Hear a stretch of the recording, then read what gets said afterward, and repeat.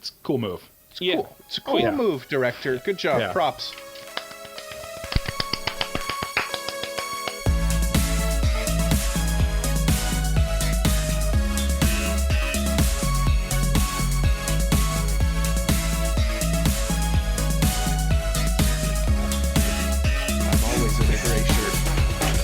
Alright, Crappy Weebs, my name is Cole, his name is Mike, his name is Jay, we like anime, and this is episode 70? No, just 70. The Anime Protagonist Podcast. And this week is our seasonal wrap-up, so that means awards and discussion, you know the drill, bunch of fun stuff. But before we get into any of that, I am no longer sick. Jay, what's on your mind? What is on my mind? Well, the return of an old friend, I suppose. What could this be, I wonder? Let's talk about some news. Ooh. Oh, hold on. Live from AniPro Studios, the news. Soundboard's working today. Soundboard works! It works! I mean, I guess that's on my mind now, but the thing that I wanted to talk about is, first of all, a Scott Pilgrim anime was just announced. Oh, yes! That is big news. Mm-hmm. Huge news, you could say. And I first of all, I want to hear what you guys think of that, because I know you're not super duper into Scott Pilgrim. Well, I'd probably be super duper into it if I read or watched the movie ever in my life. Cool. It's just something I've never gotten around to. Like, I'm not, like, avoiding it. I just haven't gotten to it. Yes, Michael. Actually, Jay asked me how I feel about it. How do you feel about it, Mike? I feel like I'd probably be super into it if I ever read or watched it at any point in my life. It's just I've never really gotten around to it. Yeah, that's fair. Are you avoiding feel like it? Both... I'm not avoiding it, no. It's just never really, like, popped up as the thing I'm going to watch, you know what I mean? Mm-hmm. I was actually, once this news came out, I was finally going to watch it, and then I remembered, it is our seasonal wrap-up. I should probably just, like, watch some more episodes of the stuff I'm going to talk about. Yeah. But I'm probably going to watch it after this, actually. I have a feeling. I have a tingle in my brain that I might watch it. Ooh. Tell us about it, Jay. Well, Science Sorrow is doing it, which is crazy exciting. Mm-hmm. And then, like, all the actors from the movie are coming back to do it, which I'm really intrigued by. Interesting. This is going to be one you must watch the dub for, I think. Yeah, I'm probably gonna watch both just to like see how the dub is and also how the the Japanese voice acting. Listen, is. we made Jay watch Cyberpunk. This is 100% going to be a show we have to review. Oh yeah, for sure. Yeah, and I'm okay with it, I guess. Yeah. Honestly, I feel like you two would are saying like, yeah, I guess we'll let Jay force us to watch it. But honestly, you're gonna come out of it being like, no, this is a good show. I'll probably enjoy it. It's one of these ones where like I've been recommended this many times. Actually, that's not even really that true. Like it's been brought up to me and it's just assumed that I love it. And I'm like, well, I've never actually seen it, so I don't know. And then people are like, what? It's like the most Mike show I've ever heard of. Yeah, it definitely does strike me as something that Mike would have been like big into in high school. Yeah. Yeah, I think the library has all the comics, like all the comic volumes. If you ever want to, I think I want to watch the movie. I do like me some Michael Cera. So, and who's the girl in it? I don't actually know. She seems like a Mary good actor. Elizabeth Winstead. Yeah. Yes. Sure. Yep. Yeah, she was good in Cloverfield. That Cloverfield movie. 10 Cloverfield Lane. With John Goodman. Goodman. It's a good movie. Yeah, they got Chris Evans, Anna Kendrick, Brie Larson, Aubrey Plaza. I like Aubrey Plaza. Yeah, this is a good cast. Brandon Routh, who was Superman. Yeah. I don't know who that is, but yeah. Matthew Patel. He was Superman in Superman Returns. Oh, Satya Baba as Matthew Patel. And Kieran Culkin as Wallace Wells. I don't know who these people are. I don't know. So that's Macaulay Culkin's brother. Is it really? Or are you just making that up? No, I'm 100% serious. I think that's made up, Jay. It doesn't sound. It sounds real, but like it also sounds like you just made that up. I'm going to send you an article to prove it to you after this, but I know you will. Before we get into what's on Mike's mind, I also want to touch on the Legend of Zelda Tears of the Kingdom gameplay. Ooh, hold on. Welcome to the Game Corner.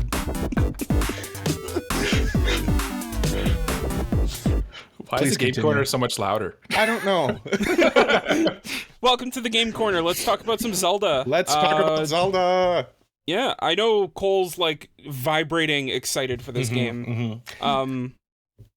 I have a confession about how did you feel about it first, Cole? Because I know you love Breath I know of the I love Wild. it, and you guys are contrarians, and you're so brave for taking the stance that Breath of the Wild isn't that good of a game.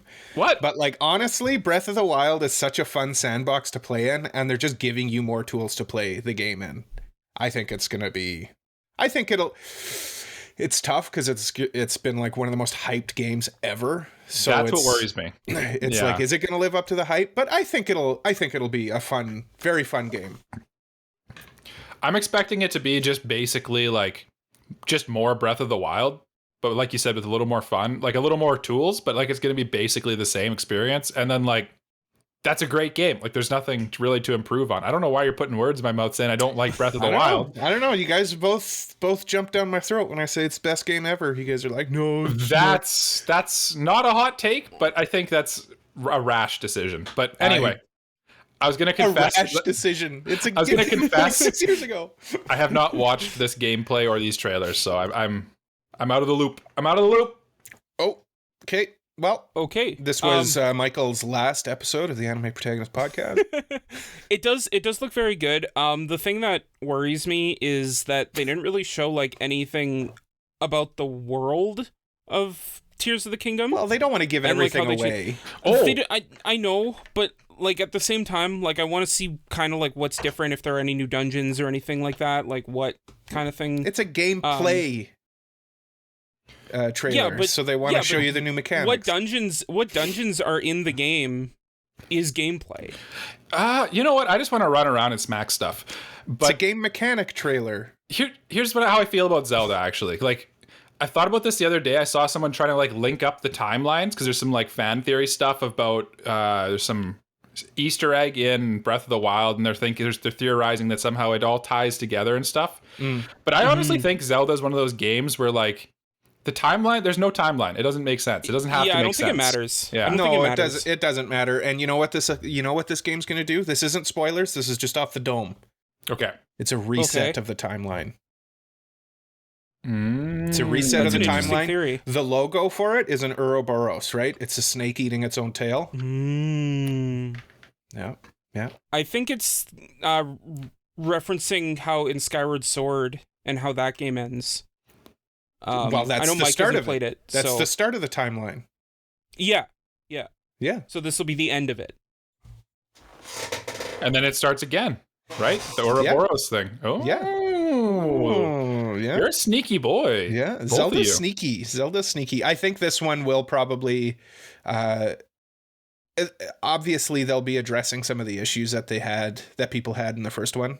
Which I think they that's already fair. like have with some of the gameplay things, like the ascent mechanic, directly solves the problem that people had with stamina and trying to climb things. Yeah, but I mean, like I know the weapons mechanic will be quite different. Like, I just know it.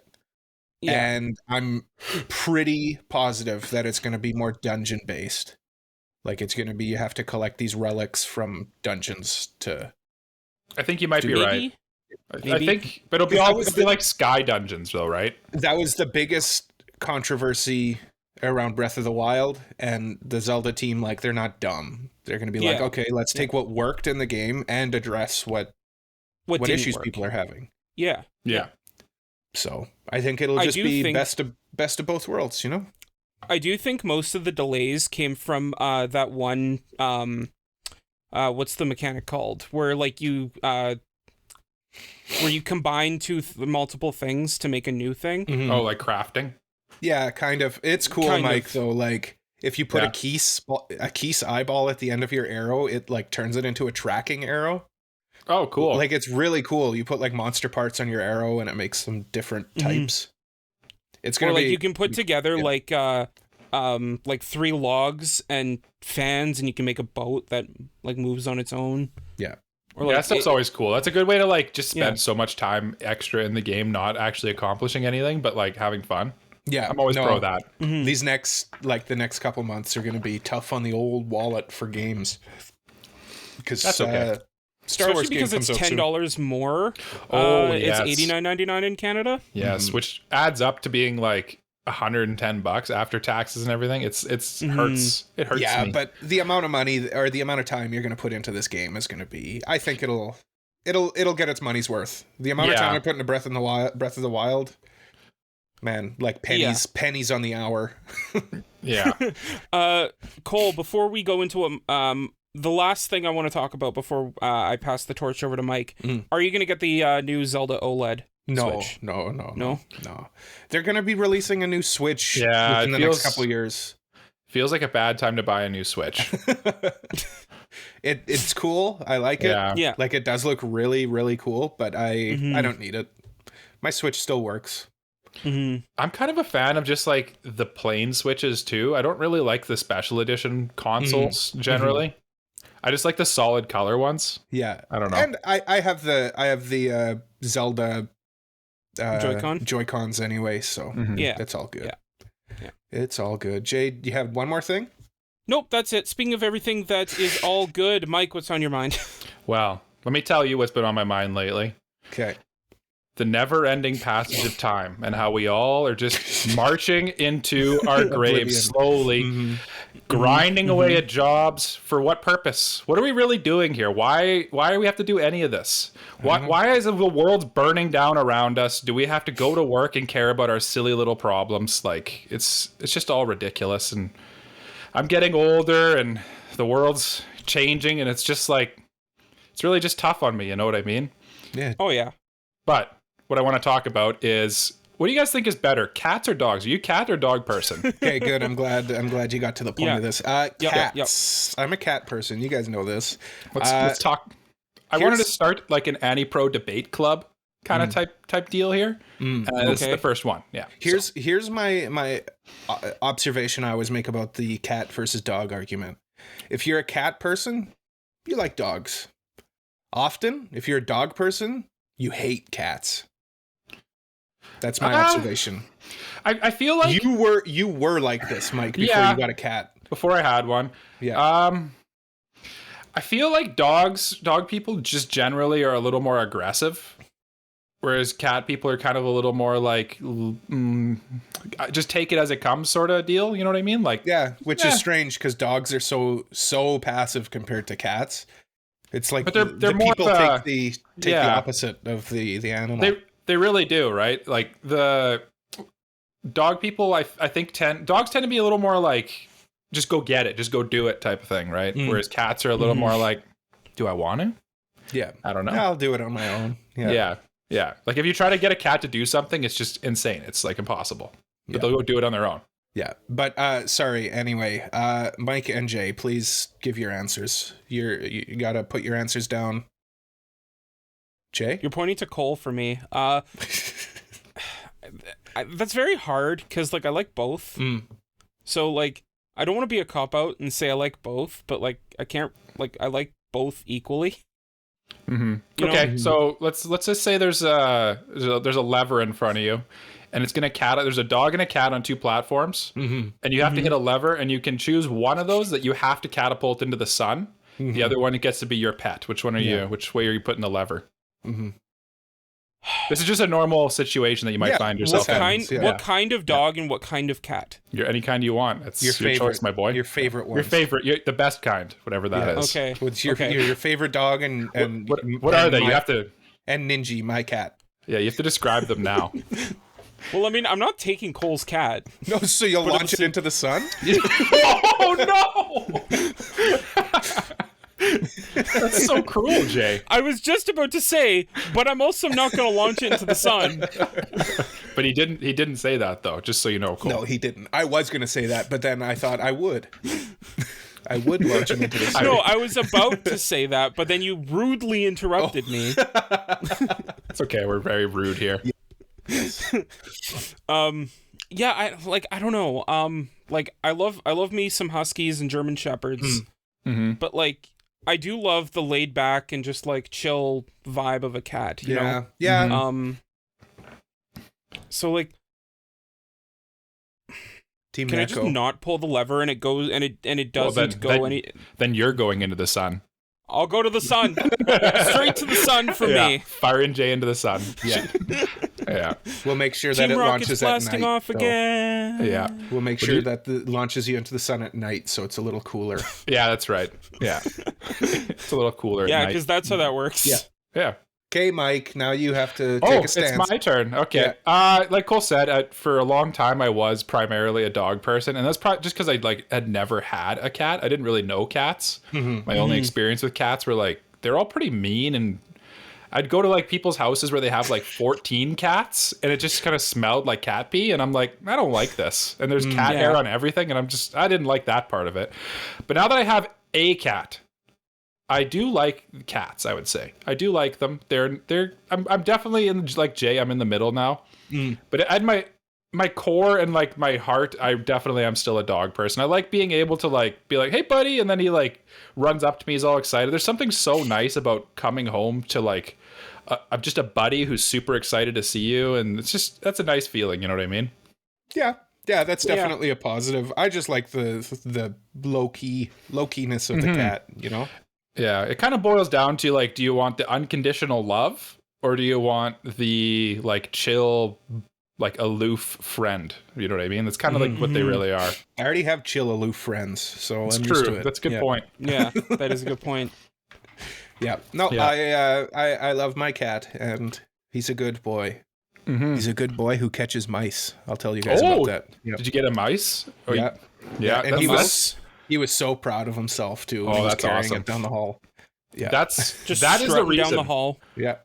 That is the reason why we got our cat, is because we have a really old house, so like it's impossible to like mouse proof it basically, and like it was just like, okay, whatever, you can get a cat, wife, and then she got a cat, and then she's a nice little girl. We like her. She's very, very annoying though, and she's quite fat, and it's great. She's not And even also that eats fat. shoelaces. She does eat shoelaces. Oh, that's the annoying. thing. That is very annoying because like she is rabid for shoelaces. Yes. And like I just recently got a new pair of work boots, like steel toes, and I purposely I buy like Blundstones because they don't have laces. Right. So it's easy. But they have the little strappies that you pull them up by, right? And she eats those too. And it's like, you need that to put the boots on, you stupid cat. You can't win. You just can't win. No. We have to lock our shoes in one of the rooms at Mike's house when we go to visit. That's the thing. It's the whole thing. Yeah. Because Ray just like seconds. You'll like put your shoes down, turn around, like leave the room for like 5 minutes, come back, and your shoelace is gone. I wish you were exaggerating. I'm not exaggerating. But you're not at all. Dear listeners, Mike's cat is a savage. A monster. And you know what the weirdest part is though? She doesn't like people food. She doesn't like anything other than her. She won't eat anything other than like raw meat, like just a straight up piece of raw meat. Yeah. And shoelaces. That's like all she eats. It's like it's so strange. Like it's I wonder bizarre. What a diet. I wonder why shoelaces. Like I think about that. Like what's in it that High in fiber. Maybe she likes. I've noticed she likes things that are stretchy. Like if the shoelaces aren't stretchy, she won't eat them. I don't know. Anyway, Interesting. That's enough out of me. We've all established dogs versus cats. Listeners, if you're listening to this and you have an opinion on that, come let us know in our podcast discussion section of our Discord. Links at anipropod.com or in the description where you're listening to this. And since I said the description of where you're listening to this, we need to know what's the description of what's on Cole's mind. Well, not much has been going on lately. I've just been in gamer mode this last week, grinding it out on Genshin Impact, because Still Genshin. hey, you know, once it drags you in, it's you know how it is. You It's know a how solid those- month. It's a rabbit hole. Solid month. It how those surely gotcha is a games- rabbit hole. Yeah. But I recently saw, it wasn't a trailer, but it was on like a list of games from the last couple of years that really intrigued me. So I got it on Amazon. It's an indie game. It's called Signalis. I thought you were gonna like say like it's an indie game, probably haven't heard of it, and then like list the most popular game. Mario Kart 8? Mario Maker. No, it's called Signalis. It's like a survival horror sci-fi game with like a cool like 8-bit anime-esque aesthetic. Yeah. Okay. It's Oh wow, it's rated 10 out of 10 on Steam. yeah, it's really cool. I got it on Amazon. I'll give you guys a report on like the gameplay of it next week. I bought it purely off aesthetic. Like I was gonna say this main character here looks like your style of waifu, for sure. Yeah, definitely. Also, like it's kind of got like some Blade Runner vibes to it. It's got some Aliens vibes. Ghost in the Shell is what I thought Ghost of in the immediately. Shell, yeah, just cool anime sci-fi vibes. So I'm probably gonna play that after we're done this. I also got our homework done early. We're supposed to be watching Ancient Magus Bride for a review that's coming up in a couple weeks. Was gonna watch it nice and slow, take my time, binged all 24 episodes in 4 days. So that was nice. That was good. That was good of me. That might be a spoiler for Cole's thoughts. Everybody, I mean, I've talked about this show before. Yeah, so yeah. That's pretty much been my week.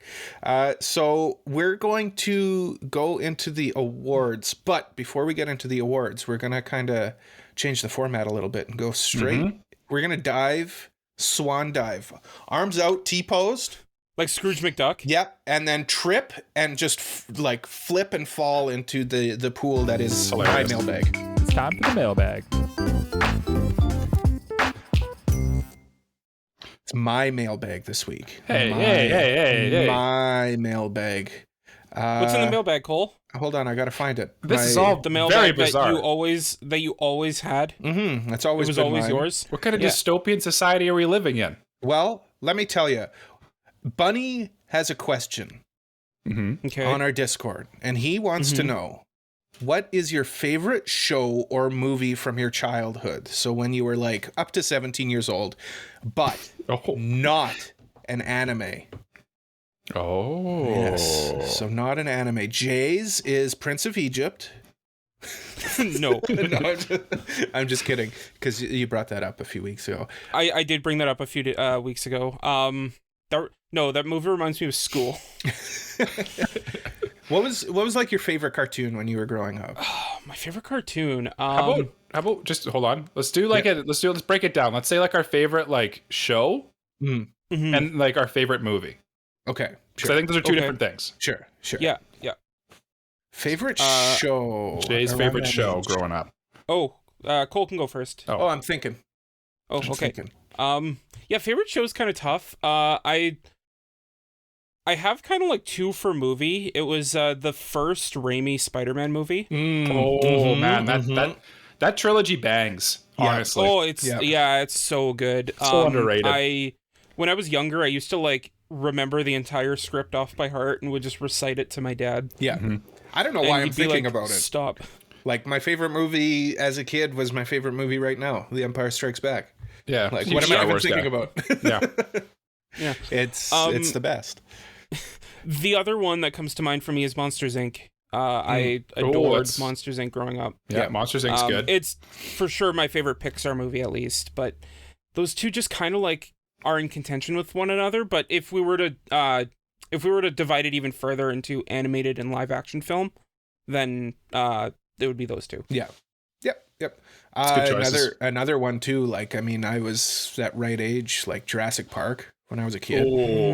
Huge, right? Came out in 93. I was born in 91. So like, everybody my age was obsessed with dinosaurs because of those movies. Yeah. I think I've probably watched the original Jurassic Park probably more than 100 times in my life. Honestly, and probably 90 of them were when I was before 18 years old. Honestly, this is a stance I take, and maybe it's a hot take. I don't know. It's not my favorite movie ever, but Jurassic Park is the perfect movie. Yeah, there's nothing I would change about the first movie. Yeah. There's nothing wrong with the movie. Like it holds up today. It moves at a good pace. It slows down just the right amount, just for you to breathe. It's perfect. It's a perfect movie. It's got Jeff Goldblum. It's got like one thing a perfect movie needs too is it needs to have like trivia, interesting trivia and like interesting facts to know, like how all the dinosaurs. When you walk away, you feel like you learned something. Yeah, so you can kind of dive a little deper into it. You know what I mean? Like no one's reading into Fast and the Furious 6, for example, right? We're gonna get a bunch of hate mail. Well, I look, when I watched Fast and Furious, I got a whole degree from that franchise. You learned how to be fast and furious simultaneously. You jest, Jay, but like honestly, the first 3 Fast and the Furious movies I have watched probably like 50 times each. I love those movies too. So maybe that'd be my answer for the original. I like the original 3, and then after that, I don't really care about them. For TV show is harder. You know what I watched a lot of as a kid, and like this is it's so lame to me now because as soon as you watch anime, you can't go back to these kind of shows. But I watched a ton of like Criminal Minds and like CSI and stuff like that. Like those old like. Oh, man, and then I you know what? Actually, I was obsessed with House MD as a young man as well. My parents hated it, but I would force them to watch it. But man, House holds up. I watched it recently with Shazana to force her to watch it. House is really good, and it's one of the only shows that actually has like a satisfying ending to it as well. Yeah, House is really good. It also feels believable in like its medical understanding. Another one was done by the time I got into it, but X-Files. Good. Yeah, greatest OP of all time. Yeah, potentially. Honestly, that is a topic that I want us to do at some point. Is like best Western OPs in quotation. The Simpsons. Yeah, in there. Yeah, The Simpsons was and that was another one that I was big into. I got into Seinfeld in high school as well too. And Seinfeld's real good. Yeah. Is this the part where I bring up that I've only seen one episode of Seinfeld? You got to watch more Seinfeld. That's offensive. That's offensive. Yeah. As a millennial, that's offensive to me. That's what makes us so dry. Yeah. Seinfeld. As a Jew, I think that's even more surprising. It's funny that I'm glad you brought that up on the podcast because you mentioned knowing Yiddish in the Discord recently. And someone was like, "What high school teaches Yiddish?" And I'm like, "Can I reveal that Jay's Jewish on the Discord?" And I'm like, "I'll leave that. I've to Jay." I've definitely mentioned that I'm Jewish on the podcast. Seinfeld, Simpsons growing up. Yeah. Quick, Cole, favorite Pixar movie because Jay did his. Pixar or Disney? Favorite Pixar movie, it's a toss-up between The Incredibles. Incredibles is really good. And WALL-E. Dare I say incredible. Yeah. WALL-E is a hot take, I think. WALL-E's a hot take. WALL-E is beautiful. No, it's a beautiful movie. WALL-E is really good. No, I definitely agree with that. It's a great movie, but like for best Pixar, I feel like it's a hot take. I think it's gorgeous, you know? It is. It's just a very pretty movie.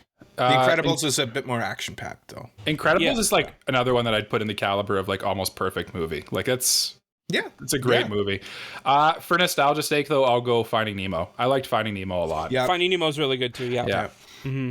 Never actually saw Finding Dory. Now that I think about it, maybe I should watch that soon. I haven't seen it either. It's like a 6 out of 10, I'd say. Oh, that's disappointing. Yeah. I mean, Toy Story was huge too. Oh, Toy Story! Toy Story was good too. All of them are great. Yeah. A Bug's the Life? animation for the first one doesn't hold up. But yeah, it's it was the first movie. For the time. For the time. Okay. TV shows. I mean, this was done by the time I got into it, but I was big into Smallville. Smallville. Which is that doesn't surprise me actually. Now that I think, as soon as I process the like craziness of that answer, I'm like that makes sense for Jay. I was big into all the DC dramas. I was big into Smallville. I liked Arrow. I liked the Flash and that. You know the early versions of Arrow and the Flash. You know what was a really good show when I was like 13, 14? Teen Titans. Oh, Teen Titans was amazing. I love honestly, Cole? Mike, did you not watch Teen Titans? I watched it a little bit. I didn't really like it that much. What? So good. I hate to break it to you, but I was busy watching this little thing called anime at the time. Teen Titans is like basically an anime. Basically it has anime. an anime OP. Yeah. It's anime light for sure. Yeah. Also, great OP too. Both the English and the Japanese version of it are amazing. There's a Japanese version of Teen Titans? It's a Japanese band who plays it. Oh, okay. Yeah.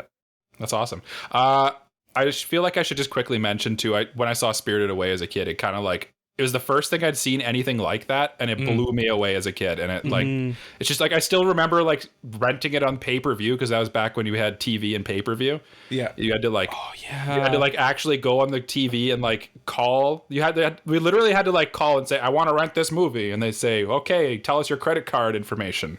Over the phone. Yeah. Over the phone. Yeah, it was crazy at the time. This is back when we had dial-up too.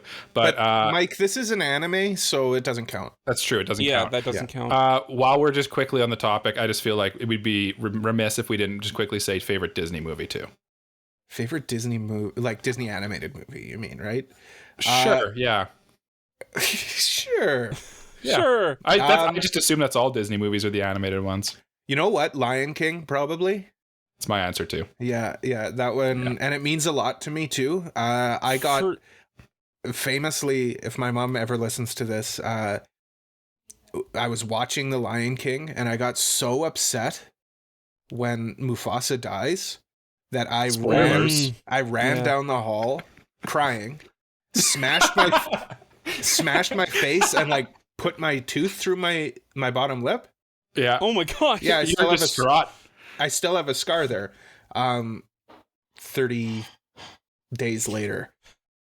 I was like 29. I was like 29. This might be a bit of a hot take, but I kind of, in regard to like perfect movies, I kind of regard Lion King in that small camp as well. Yeah, it really is. Yeah, Phil Collins banged that soundtrack hard too. It's not Phil Collins. Yeah. Sorry, what's his name? Elton John. Yeah, Elton John. Phil Collins did the Tarzan one, and that one bangs too. Yeah.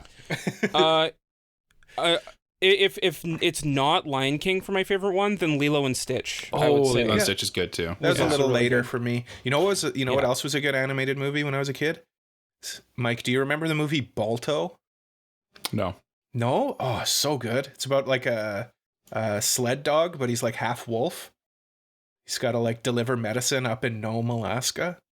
You're reminding me of what is it, Snow Dogs? Or whatever? Yeah, but it was animated. It's an animated movie. I think I've talked to Shazana about this movie. Ask her. I feel like Shazana also knows this movie. Yeah.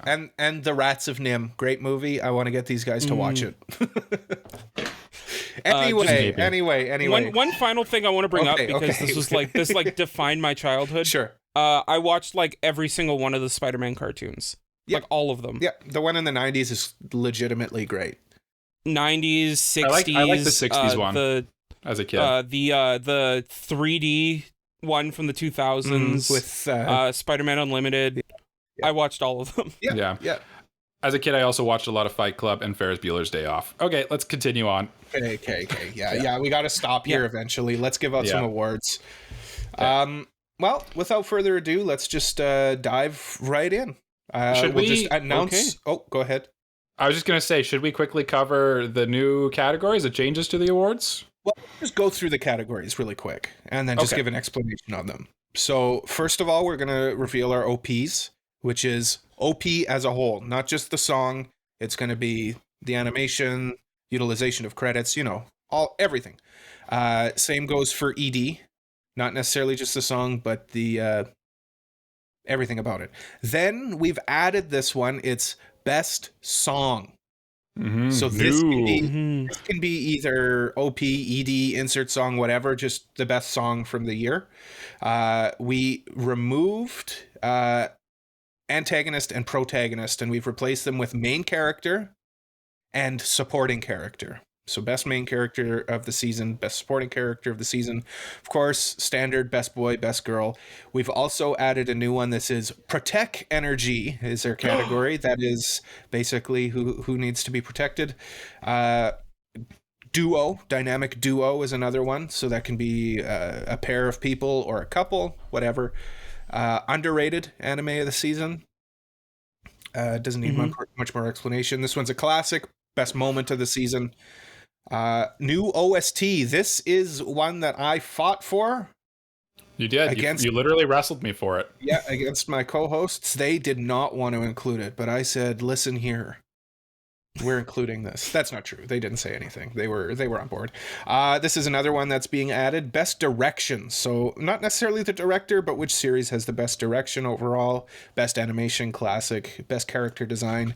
Now we're also adding best new anime of the season, and of course, anime of the season. Anything you guys want to add? Were my explanations adequate?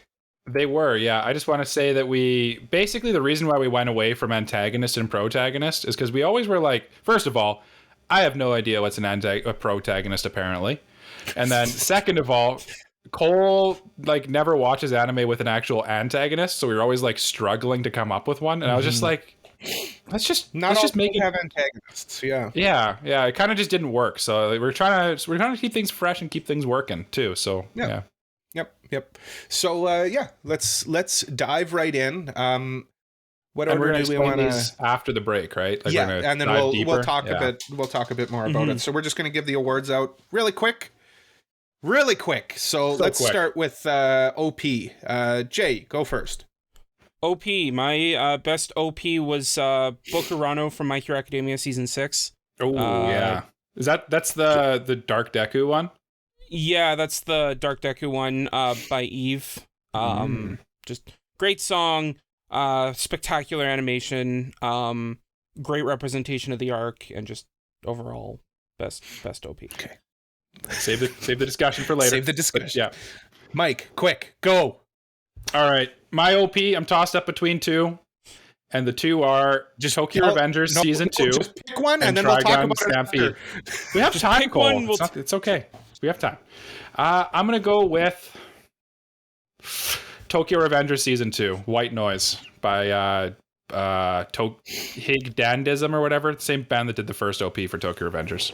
Okay. And mine is Trigun Stampede, Tone B. Kvi Baba. ED, same order. Jasif. ED for me, this is probably a very, very big surprise, but Ningen Fushin, Never Fear for me, out of left field. But, from what? Just Ningen Fushin.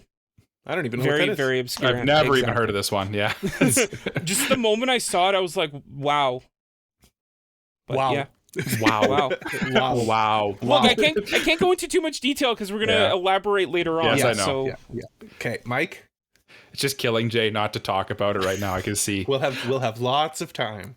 Yes, we will. We have lots of time. Okay, my ED again tossed up between two: Vinland Saga and Trigun Stampede. I'm gonna go with Trigun Stampede. The song name is Stars. I just like this one a lot. That's good one. Cool. So good, in fact, that it's not mine. I'm going with this one's out of left field for me. Kubo Won't Let Me Be Invisible. Kusaka de Tashika by Dialogue Plus. Never heard of them, but good song. I like it. Speaking of songs, this one is best song. So AniSong. Oh, yes. Yeah. And then if you could just say what the song is so that we kind of have a context. Jay, go ahead. My best song, I'm looking directly at the Anime song from Nier Automata, and I'm instead picking Tombi from Trigun. Ooh. How are you looking? I like it. How are you looking at a song? At the song? Yeah. You can look at sheet music. You have that is true. That is true. Okay. Yeah. Okay. Michael. Again, I'm tossed up. Tombi is a great song. But because Jay picked it, I'm going to go with River from Vinland Saga. It's the OP from Vinland Saga. Okay. I'm looking right at Tombi, but I'm going to go with Escalate by Aimee. Okay, I'm glad. So we swapped. I'm gonna have to listen to this song. I haven't heard that one yet. That is the OP for Nier Automata. Oh, okay. Yeah. We'll get into it. We'll get into it. Yeah, because it's funny that we went with those. But best main character, Jasif. Best main character for me, Bill Crannell from Danmachi Season 4 Part 2. I've never heard anyone say it. Crannell. It's very Canadian of you. I like it. How else would it be said? Cranell. Cranell? Oh. I always hear Cranell. Crannel. I like Crannel. I like Crannel too. I'm gonna start saying that. Well, when they talk in the show, they say Kurano-san. So okay, there you go. Yeah. Okay, Mike, quit stalling. Oh yeah, I'll quit stalling now. Yeah. Like everything else, it's been between Vinland Saga and Trigun. It's probably going to be a common theme here for me. So it's between Vosh and Einar for me. Oh, okay. And I think I'm going to go with, for main character, Vosh. I'm going to go with Vosh the Stampede from Trigun. Yeah. Mm-hmm. Good call. Good pick. That's also my pick. Vosh was the best main character of the season for me. What about best supporting character? So secondary character. This can be an antagonist if you choose. I will allow it. Keep going, Cole. Oh, I'll allow it. Please continue. Oh, okay. Best supporting character for me, Mizusu Gundo from Tomo-chan. Nice. Very good pick. Just a delight. Yeah. Which one's Mizusu? Which one's Mizusu? She's the black-haired one. Yeah. I must not have seen her in my... I only know this show through like TikTok clips. So she was like a standout character from it. Yeah. Was she? Yeah. Okay. No, she was like one of the best characters in that show. Yeah. Michael? My best supporting character is Knives Millions from Trigun the Stampede. See, it's funny that we talk about like getting rid of the antagonist one, and this one like had a solid great antagonist. Yeah. Because that would have been, definitely my antagonist of the season. But of course, we're doing supporting character, and I am like Jay, Misuzu Gundo as well. I just thought she was so funny. Yeah. Just a delight. She was great. Best boy of the season, Jay. Best boy. I'm gonna go with Amane Fujimiya from Angel Next Door Spoils Me Rotten. Does he get spoiled rotten? Mm-hmm. He does get spoiled rotten. Okay. Mikey? All right, I'm gonna go a little out of left field for this one. I don't think you guys are gonna see it coming at all. Have you guys heard of a little anime called My Life as Inukai-san's Dog? Oh, no. This character's not from it. I'm actually going to go with Rompo from Bungo Stray Dogs Season 4. Oh, okay. Yeah. He just his little arc at the beginning started off so good. It was so good. Jake? Yeah. Next, Cole. Okay. Vosh the Stampede. Yeah, that's a good choice too. The Stampede. He's just a really good boy. Cinnamon Roll. I love him. Yeah. Best girl, Joseph. Best girl. I gotta go with my girl, Ryu Leon from Danmachi. Yes, indeed. Mm-hmm. Hestia Bestia, never forget. Hestia Bestia. No. Michael. No. Well, for me, the best girl. You take a guess who the best girl is. It's Maple from Bofuri. Come on. Oh, right, I forgot Bofuri was on this. Yeah. We love Maple. And her friend there's also a real close second too. Yeah. For me, I'm going with, unfortunately, I struggle to pick this one, but Nagisa Kubo, because the season is on hiatus. Okay. But yeah, Nagisa. I'm very glad you picked Nagisa. Kana Hanazawa. Next, Protecc Energy. Jay. Protecc Energy. Who will you protect? Who's Jay Seita protecting? from Kubo. Which one's Seita? His little little brother. Yeah, right. Yeah. Good pick. I like it. I like that one. That's good. Mikey? For me, I'm going to say my best Protecc energy is Sui, who is the slime from Campfire Cooking in Another World. It is adorable. Must Protecc. I'm going out of left field here. I'm going with Carol Olston from Tomo-chan. Carol. Okay. Yeah. Okay. Yeah. She must be protected at all costs. Is Best Carol duo. the blonde one? Yeah. Okay. She's the blonde one. Yeah. The one that is voiced by Sally Amagi in both sub and dub. Oh, that's kind of neat. Yeah. Jay, duo, go. Duo, Belle and Ryu from Danmachi. Belle and Hestia. No. Mike. No. Michael. Best duo for me is Thorfinn and Einar from Vinland Saga. I figured you'd pick that one. Yeah, it's a great duo. Yeah. Well, there is no other duo this season other than Nagatoro and her senpai. So I'll go with that. It's a sweet show, despite what Jay says. Our Discord had a discussion on it recently too, and they kind of sided with more with Cole. Actually, it sounded like it's very wholesome. You just got to get over the hump. You just got to get over the hump. Underrated show, Jay. Underrated show. Honestly, I'm gonna go with Endo and Kobayashi Live, the latest on Tsundere villainous Lisa Lett. It's a mouthful. What? Yeah. you blasted my brain with that one. But it was a delight. Yeah. So delightful. Michael? Mine will be Trigun Stampede, I'm going to say, is the underrated show of the season. Good pick. Yeah, maybe a hot take, but yeah. Hey, yeah, it's a little hot, but it pains me to say it. Trigun Stampede is also my pick for underrated. Yeah, It really hurts. It really hurts that show is underrated. 78 on AniList right now. That's craziness. Yeah. Best moment of the season, Jay. Best moment. I got to go with the Estrella family tragedy from Danmachi. Hestia Bestia. Michael? Hestia. He keeps saying that because he knows it bugs Jay. This is where Jay says, no. Cole, watch the show. Yeah. I've watched it, and Hestia is Bestia. I'm going to go with, what is this one again? I don't know. Moment? Oh, moment. Yeah. Moment. I'm going to say my best moment for this season is when Mikey rolls up in Tokyo Revengers Season 2. I thought you were referring to yourself in the third person. I might be. You never know. Watch the show and find out. Mikey rolls up. I'm going with the final battle between Vosh and Millions Knives. That was hype. Mike hasn't seen it. I know he hasn't, but it's when you get there. Oh, you have? Yeah. Oh, I thought you were watching the dub. We finished that show. I am, but then I switched over for this. Okay. Yeah, it's hype, like crazy animation. OST, Jay. OST. Or soundtrack. You're gonna start to see. Whatever. You're gonna start to see a bit of a pattern here. Danmachi Season 4 Part 2. Really? Oh, interesting. Yeah. Michael? Mine is, you're going to see a bit of a pattern here as well. Trigun Stampede. I thought the soundtrack in that was so good. I'm going to go with the show that made me put this in this, Nier Automata. I know it's just the songs from the game, but the songs from the game are really good. Direction. Man, nothing wrong. Yeah. Nothing wrong with reusing stuff if it's good. Yeah. Direction. Yeah. Bungo Stray Dogs Season 4. Nice. Studio Bones. Yeah. I like it. Studio Bones. Yeah. Michael? I'm tossed up. Vinland Saga and Trigun, both real good. I got to give it to Studio Orange, though. I'm going to go with Trigun Stampede.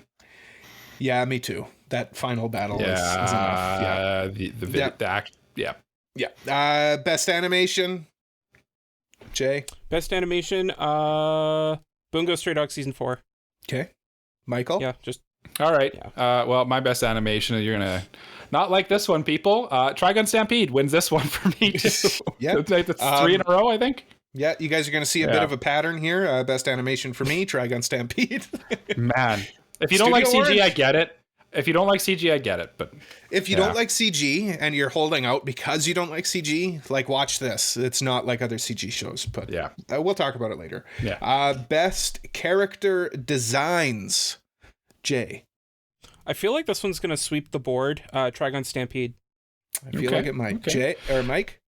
Well, since we're talking about sweeping the board and my last 4 picks have been Trigun Stampede, I'm going to go with Bofuri Season 2. No, are you actually? Yes, I am. Oh, wow. You're nuts. It's Trigun Stampede. Like, what else? Yeah. What else could it possibly be, Mike? I'm going to beat you up. You beat me up. Please do it. Beat you up next time I see you. Okay, best new anime of the season. Jay, the penultimate award. Best new anime. This one's coming from the heart here. The Angel Next Door spoils me rotten. It's of course that's Hey, no, I like it. Yeah, that was the most hyped show I think this season, probably. Yeah, Probably. Mike? I'm going to go with Campfire Cooking, which was my prediction. I think that's probably the best one that falls under the new only anime category. A lot of good sequels this season. I'm going to go with a weird one for best new anime of the season.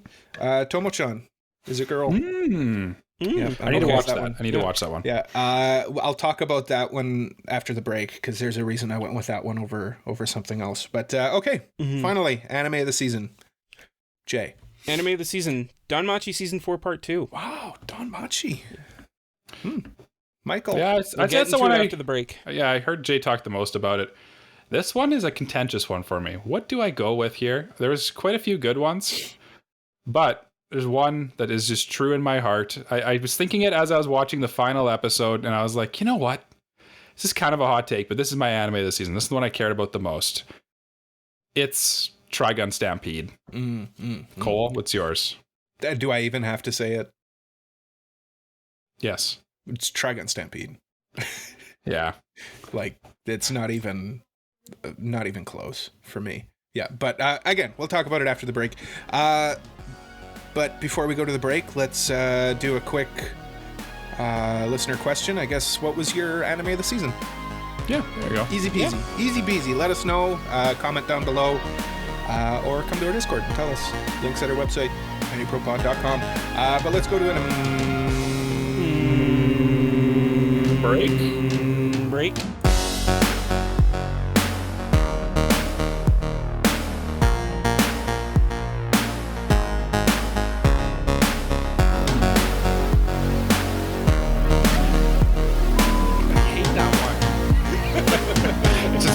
Hating that one. Welcome back to the Anime Protagonist Podcast. This week we thought, I despise you so much, Cole. The soundboard was a mistake. Way too much power. I know. I hate it so much. Welcome back. We're talking. What? You just totally blew up my brain there. Seasonal awards. Got him. Yes, you did get me. Yeah, we're talking. Gonna talk to our seasonal awards. Before the break, you heard our actual awards that we gave our awards to. You derailed me so hard. Yeah, you heard our winners for each category and our explanations of what. Kind of like a very quick summary of everything. And now we're gonna dig in a little deeper. We're gonna get a little more nitty gritty about what we're talking about here. We're gonna talk about all the categories. We're really gonna pick off the meat off of the bones, that we can save the bones, set them aside. You know what we're gonna do with those bones? Soup. Make a nice soup. AniPro awards soup. Love soup. I'm a big soup guy. Since I'm a big soup guy, why do you say we just jump right into it? Let's start off with our OPs. Talk about OPs for this season. Kind of like soup. You got him, Cole. You know, you put an S and a U in there. Soup. It's a take of the season right there. Yeah. Holy moly. My hot take for this category, I didn't think there were very good OPs and EDs this season. I thought there was a few very, very good OPs, but yeah, for the most part, they were kind of like good. There's a lot of good ones. Trigun is obviously, I think we can all agree Trigun is the best OP of the season. Except for us two. Except for the ones that you picked. Yeah, except for the ones we picked. Oh, but in all honesty, like Trigun was a really good OP. Yeah. It was definitely top 3. Yes. Trigun was an OP. Nier is a really good OP too. Sorry, go ahead, Mike. If I didn't know for a certainty that you were going to pick Trigun for your OP of the season, it might have been mine. But I also knew for sure it would be. So, and the Tokyo Revengers one's like equal quality. So, I didn't like that one. Really? What didn't you like about it? You can't just drop I didn't like it. Yeah, no, I didn't like the song. It didn't like the visuals. Like, it didn't really feel like it did anything for me. Oh, I like the song. Like, it just kind of felt like an inferior version of the first one. It is. I'd say that's not wrong. It is inferior to the first one, both in song and visuals. But like, it's still the same guy. He still bangs it out. It's good. I'm a sucker for motorcycles. Apparently, I don't know. I like the motorcycles. Like a motorcycle. Motorcycle. Yeah. What I was gonna say though, before I was so rudely interrupted by both of you, the Nier Automata OP is really good. That was my song of the season, but we'll talk about that later. Another one that was really good, Kubo Won't Let Me Be Invisible. You know why it was really good? Why was it really good? Jay, why was it? Why was it really good? No. I want you to tell us. Okay, I will gladly tell you. Kana Hanazawa sings it. Also, it's just genuinely like a good slice of life OP. Oh yeah, it's pretty good. Yeah. The Tomo-chan one was kind of middling. I didn't really get much out of that one, to be honest. Mm-hmm. Yeah. Yeah, but anyway, that's enough talking out of my shows. Like, what did you guys watch? Come on, tell me. Okay, so my whole watch list was essentially everything that you heard today. I'm trying to pull it up. I had it pulled up earlier. Jay, maybe you can go while I'm pulling this up. I watched a lot of shows this season. A lot of like the meh stuff as well. And like in terms of OPs, I think the one that like there were some pretty decent ones. Like I did like Trigun. This one we didn't talk about. The Ursa Yatsura OP. Yeah, the new one. The first one's so good. The first one's so good. The second one is like a drastic change, and it's worse for it. I kind of fell off Ursa Yatsura, so I don't know what. I don't even know what it is. Yeah, I gave it the rare drop. I'll send it to you after. It's not really anything interesting. Bungo Stray Dogs was fine. Yeah, just fine. Yeah. And like I can see that for most of these shows. Except I really did like Blue Lock's second OP. Yeah, the second OP for Blue Lock is really good too. Mm-hmm. Oh, sorry. There was one other show I watched. Nagatoro. Mm-hmm. Honestly, skipped it. Skipped Nice. the OP. Nice, and I'm not an OP skipper. Yep, Yeah. skippable OP. Yeah. Yeah. But the one that just like blew me away was Bokurano by Eve for My Hero Academia season 6. It's just like the animation just blew me away. I forgot about that one. I love the arc that it's a part of. Mm-hmm. It's just mwah, chef's kiss. Yeah, because you're a Lady Nagant fan, aren't you, or something? I do like me some Lady Nagant, yes. Mm-hmm. Yeah. I remember when she was introduced, Jay wouldn't shut up about her. That sounds like Jay. Great, because she's like great. Jay. That's like him with that elf girl from Danmachi this season. Ryu, she's Yep. great. See? And it's not even because she's an elf. It's just like her backstory's great and like she's an interesting character.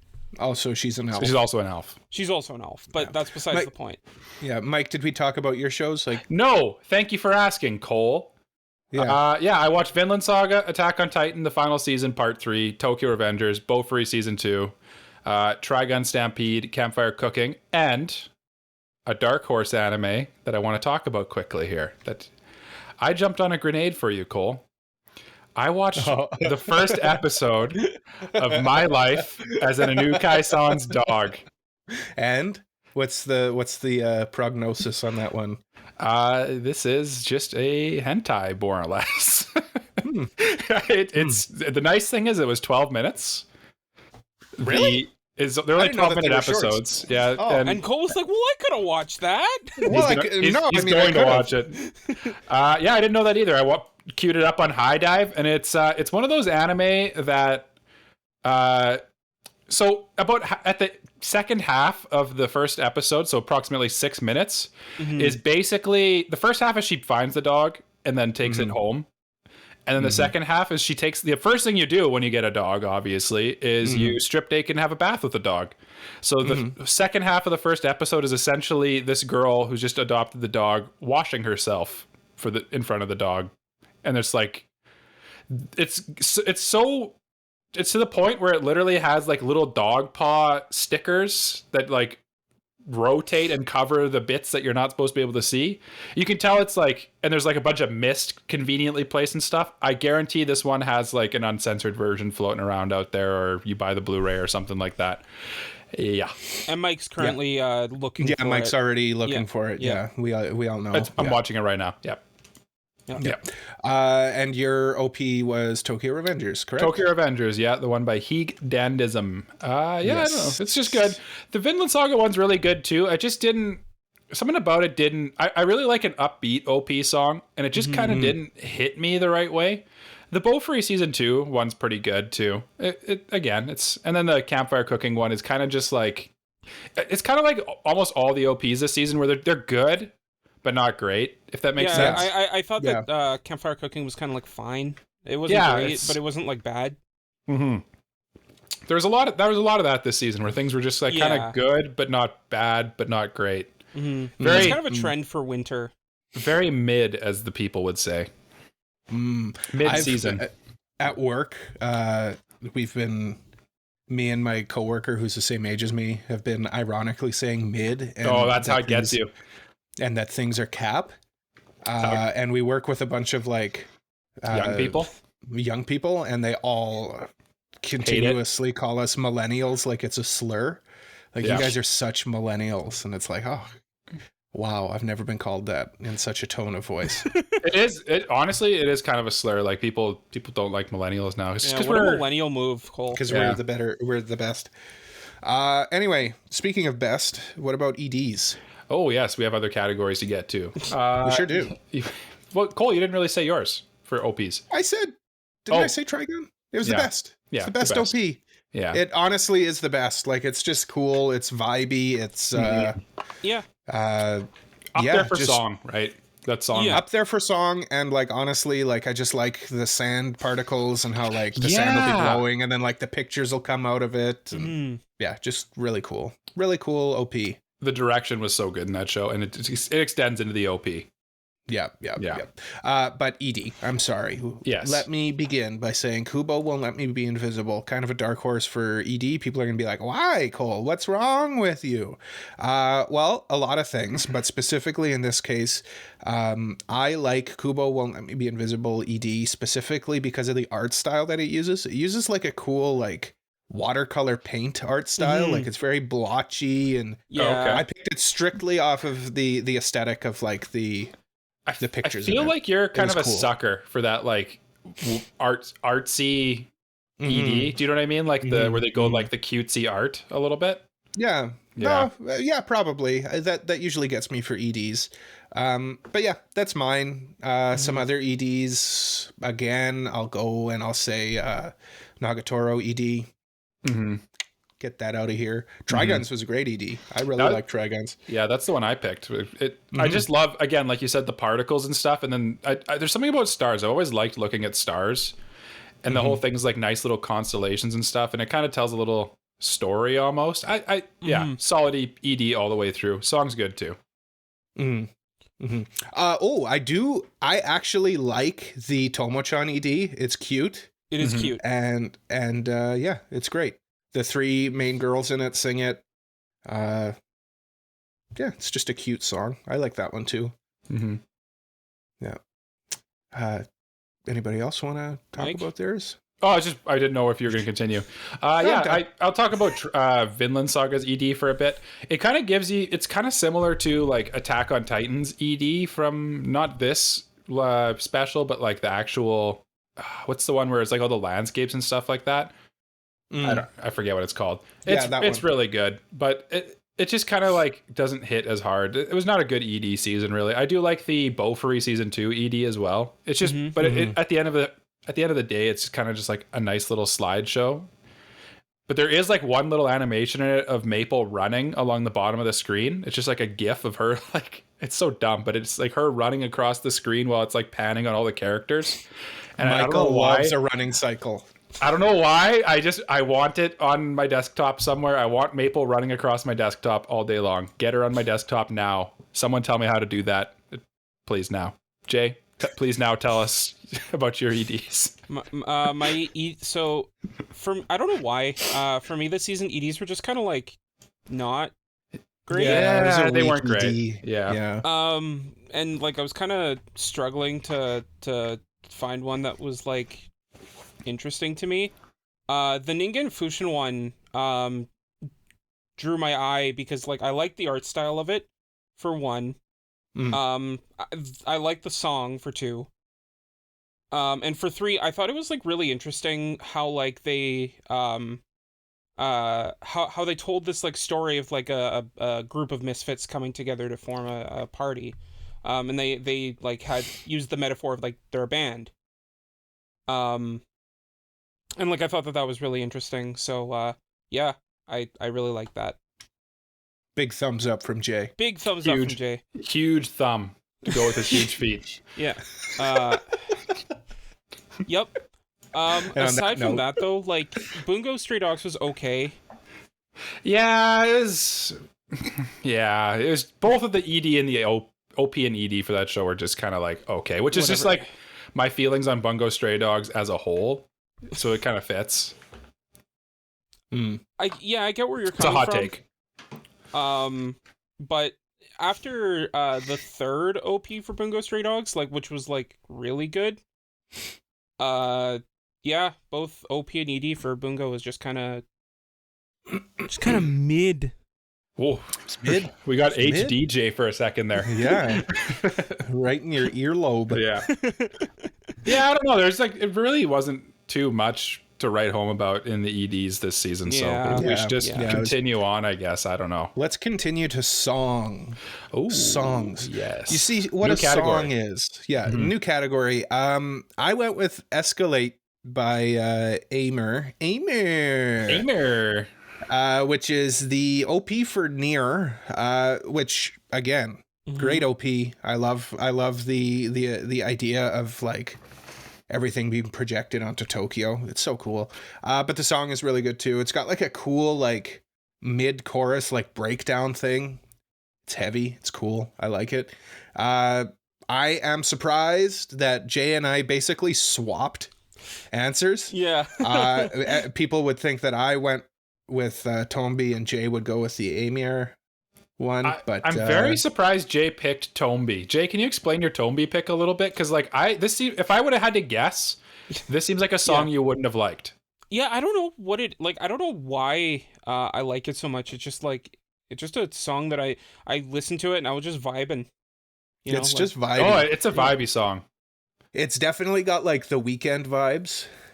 A little bit, yeah. Like it sounds can like see the that. Weekend, like just like cool modern pop music. Yeah, Vibey. I like the guitar going with like the nice like drum and bass. It's nice. Mm-hmm. Kind of fits the vibe of the show too. It's kind of a little like melancholic and what do you, airy? What's the word I'm looking for? Yeah. Cole? Yeah. Ambient. Yeah. Ambient. Feng shui. Ambient. Yeah. Feng shui. Yeah. I went with River from Vinland Saga, which is the OP.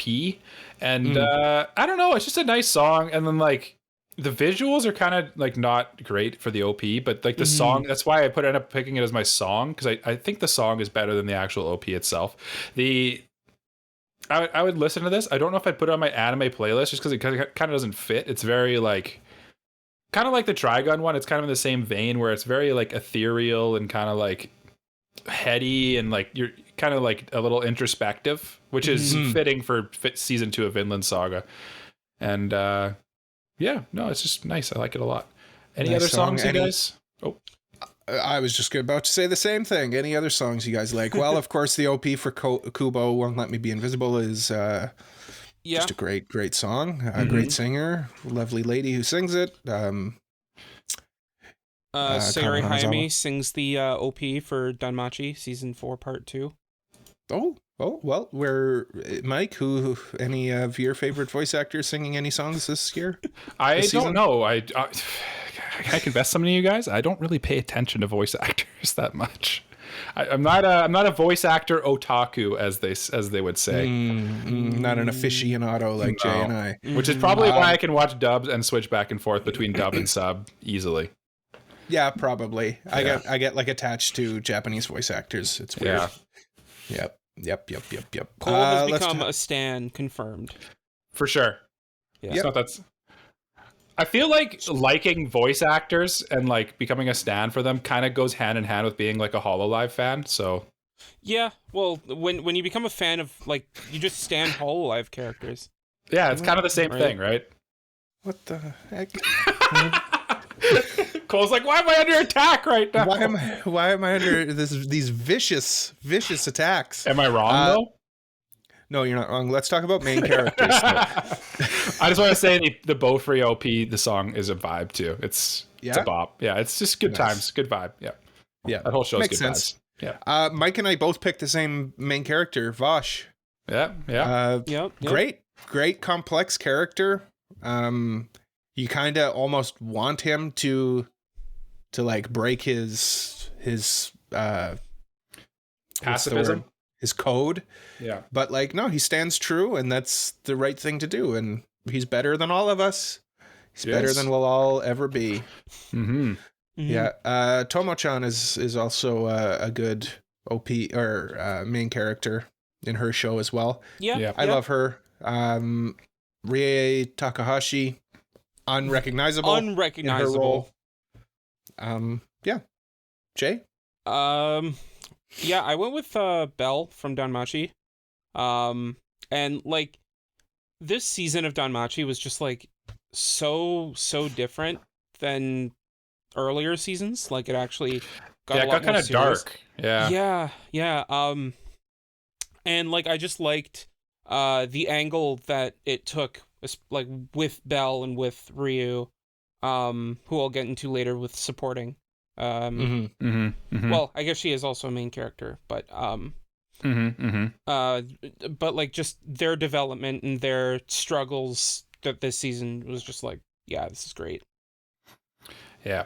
Did you get any of your eyes this season? Cole? No, that's you. Yeah, Eyes Wallenstein. Oh, no. That's I thought you were talking about like the like how Cole loves like coloring and eyes. Oh. No, we were talking about danmachi. I know, but anyway, no. Best eyes this season. Yeah, best eyes this season. Probably still Blue Lock is probably the answer to that. Yeah. Blue Lock's got cool stuff going on with the eyes. Man, I forgot about Blue Lock when I was doing these awards though. Oh well. What else? I mean, you forgot about it. So. Yeah. Probably not good enough. Well, the continuing shows didn't pop up in my brain for some reason. Yeah, I don't know. You went with Vosh? Why'd you go with Vosh? Oh, yes, I also went with Vosh over... Yeah, thank you for jogging my memory there. Yeah, I went with Vosh over... feel like probably the shoe-in for me there was going to be probably Thorfinn or Einar. And I thought... I picked Einar over Thorfinn because I feel like Thorfinn kind of... He had really good developing moments, but like... I feel like the whole story with Einar and like kind of him realizing what Thorfinn is, like they kind of both deal with their own things, and I just thought Einar's story this season was a little bit better. Yeah, and Thorfinn is kind of like a mysterious person at this point. Yeah, right? And he's just kind of like silent for most of it. Yeah, but yeah, I went with Vosh just because he's just so dang good. I like Vosh. He's such a good boy.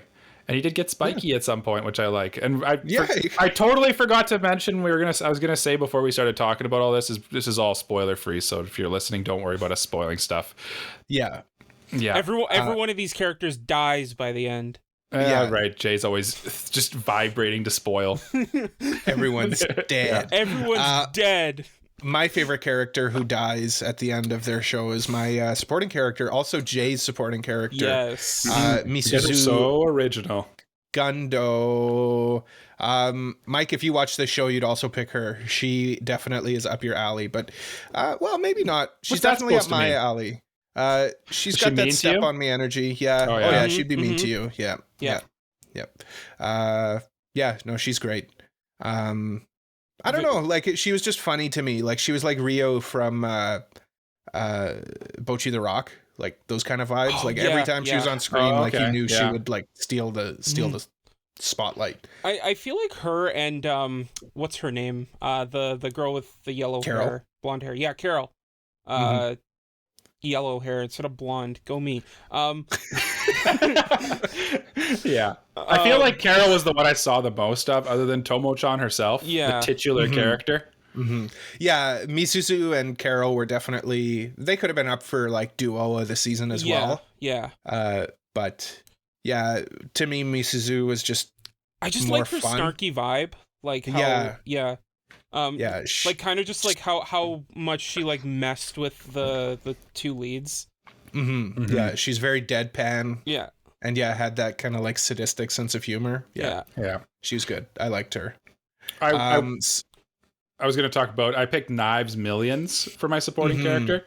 And I just picked that mainly because like he's just such an interesting antagonist this season that like, I felt like I cared about him and what was going on with him as much as I cared about the main characters. And it's pretty rare for a supporting character to get that much interaction with you. And that, that level of care, I guess. And yeah, then definitely sympathetic. Definitely a sympathetic antagonist. but like still very clearly the bad guy, right? Oh yeah, But- yeah. Like yeah. I wouldn't agree with his plan, but like I get where he's coming from. Yeah.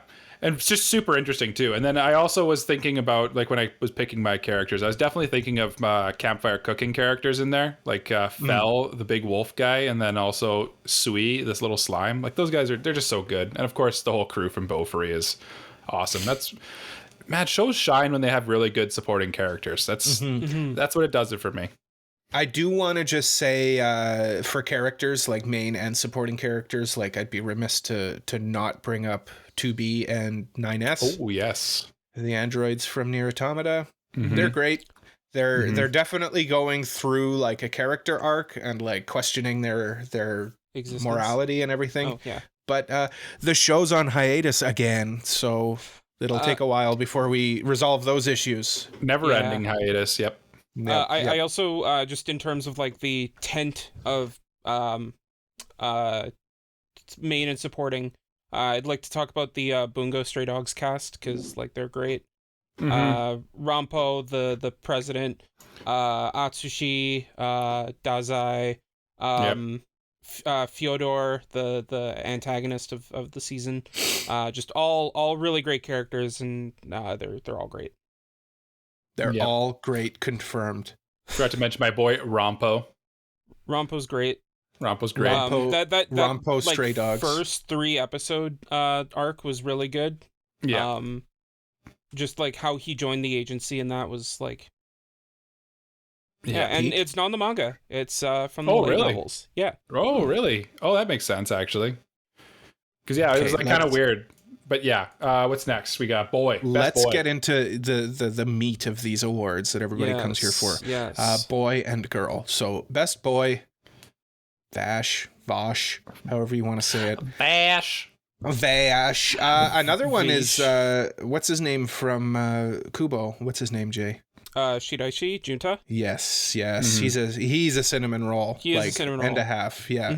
9S is a good boy too.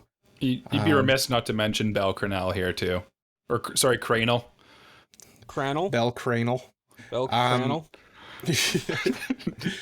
But I gotta go with Vosh. Like, he's so fun, but like sad boy, you know. Yeah, cool, you got sad boy. As soon as the sad boy came out, Cole was like, "That's my stuff right there.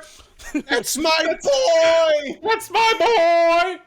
Cue up what's his name from Harry Potter. That's my boy. Speaking of sad boy too, again, like Jay just mentioned, the first 3 episodes of Bungo Stray Dogs season 4 was like super. It was just basically Rompo's backstory and like the detective agency backstory, and it was just so good. And then like kind of like delving into Rompo as a character and like what actually is going on there. It was just awesome. I really enjoyed that. Yeah, that's why he ended up my best boy. And of course, Torfin and Einar are great too. Let's not kid ourselves, but yeah. They're men at this point. They're not boys. They're not boys. They're big, strong men. Yeah. Like us. Yeah, big and strong and men. And speak for yourself. That's true. I'm a boy and not strong and not big. Jay is very strong. Yeah. Very strong. Very strong. Extremely strong. It's frightening. I went with Amane Fujimiya from The Angel Next Door Spoils Me Rotten. Is that MC for that show? MC, yeah. Yeah, that's the boy who gets spoiled rotten. He's the boy who gets spoiled rotten. Yeah, I don't know. Just he's like the stand-in. Yeah. I don't know. Just Protecc vibes. And just like, yeah, good boy. Another one I want to go with, just because he made me laugh a lot, was Dariel from Chillin' in My 30s after getting fired from the Demon King's army. It's a good title. Yep. That is some title. Voiced by my boy Tomokazu Sugita. Yes, of course. Gintoki. Yep, Gintoki, Joseph Joestar. Yeah, and good more. voice actor. Just like every time he voices a character, he makes me laugh. Once Mike got there, Mike. I just found. Remember when I was eating cereal in the break to drive Cole nuts? Yes. How could I ever forget? I just found a piece of it sitting on my desk, hidden. hidden away for later. A little treat for A later. little treat for later. Treat for later. Sorry to derail you there, Jay. No, it's fine. But honestly, that show, I haven't really spoken about it, but like that show was really funny, and it surprised me at how much it made me laugh. Really? Yeah. How about we get into the most important topic? Yeah, Protecc energy. Best girl of the season. Best girl of the season. Because there was some good girls. All 3 girls in Tomo-chan, of course, were great. Yeah. Meryl Streif was great. I loved her in Trigun. 2B, obviously. Everybody loves 2B. But I got to go with Nagisa Kubo. She is good vibes. She's like just the right amount of... She's like Takagi, but... She's just the right amount of mean to you? She's just the right amount of mean. Cole, remember when the season started and I basically told you that? Like, it's basically just Takagi, but like not as... I don't know. Like, it's like Takagi, but different. Yeah. It's much cuter? I don't know. It's a different flavor of Takagi. It's like, yeah. And of course, elephant in the room. I'd be remiss to not mention her voice actor. I've mentioned it enough, though, so I won't say her name anymore. Jay will. Can you please say her name? Kana Hanazawa. Thank you. Heyo. Mike rolls his eyes internally every time. Every time it's brought up. I can see it. He dies a little bit inside. I would be remiss to not talk about the main girl from the Ice Guy and his cool female colleague. Oh yeah, of course. Yeah, she was great good. too. Yeah. Kind of that like aloof, yeah, like the what's that called? Kudere. Yeah. I can see why Jay likes her. Definitely Miku vibes for sure. It's definitely Jay's alley that she is down. Yeah. I feel like you guys definitely have your types for the best girls. I don't like being typecast, Michael. Yeah, Mike. Well, then don't do the same thing over and over. Mike, you don't need to typecast us. We know what we like, and we go by it, Mr. Drummer Girl guy. Yeah. Okay, I wonder if Maple plays drums. You found me there. She would. She would. She's Oonga Boonga. She'd play drums for sure. Oonga Boonga. Yeah, Maple for me won this one, and just because I like Maple, she's so fun, she's so cheery, and I just love in that show when Maple, the whole gist of it is like she's never played video games before, so she doesn't know like what you're supposed to do. So she just kind of like does unexpected stuff all the time, and it's just like the running joke is that she's super wholesome and super cheery and positive and cute, but then she'll just like transform into a giant monster and like rip something apart and like eat it, or she'll turn into like basically a Gundam and like blow an entire stage away with lasers or something, and it's hilarious. I don't know, I can't get enough of it. Who else is a good... I didn't watch many shows with female characters this season. It feels weird to say that, but like if you look at the list I put down, Mike's a misogynist confirmed. Apparently, yeah. I watched Vinland. Okay, name who's the best girl in all these shows. Vinland Saga. Yeah. Okay. All of them. Tokyo Revengers. I will say the sister in that show is pretty good. No, not Hina. The sister who. Mikey's sister. No, Yuzaha Shiba. Okay. The little sister of Hawkeye and Taiju. Yeah. Okay. Yeah, she was a good character in that show. And then what else did I watch? I also watched Bofuri, which is obviously there's some good girls there. And then Trigun, and like, yeah, Trigun. We already talked about Meryl Streif. She's great. That was a great show. It's so rare that you get a show that has like every main character has like an actual like a story to them and character development in the 12 episodes. It's crazy. It's crazy how yeah. They did announce a continuation of the series, though, which I am of course so happy about. 12 episodes was not enough for me. I could have, you know what, honestly, I could have been happy with what we got, and if they just left it. I think it ended on a good spot, and I didn't hate it, but yeah, I'm glad it's continuing too. Yeah, I want more. Jay, you haven't said. Before we move on, I do want to talk about Ryu, because like she's so good. Sad girl, first of all. Like Cole's ears perked up.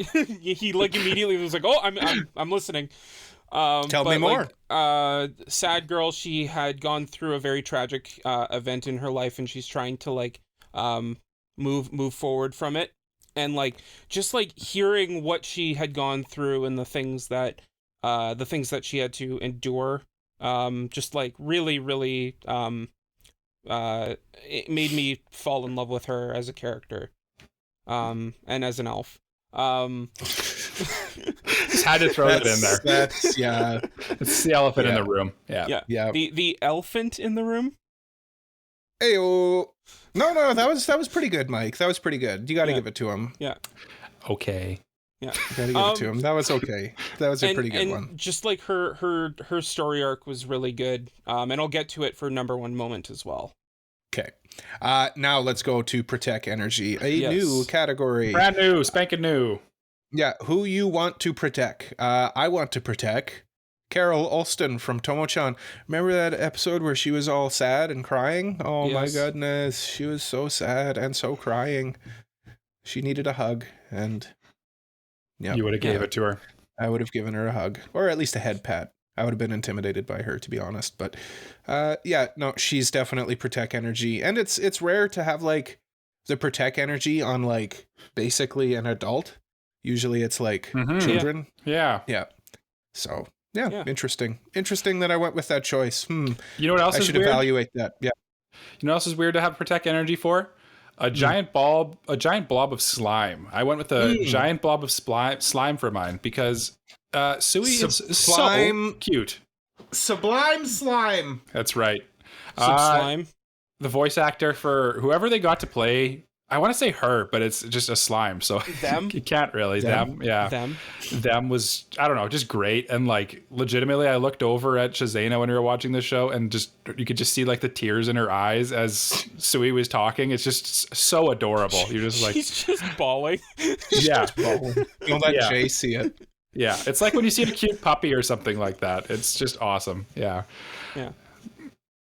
Jay. He always waits for us to say his name. Before Introduce me. Before we get into Peasants, that, I had to look up Syrup from Bofuri for Syrup.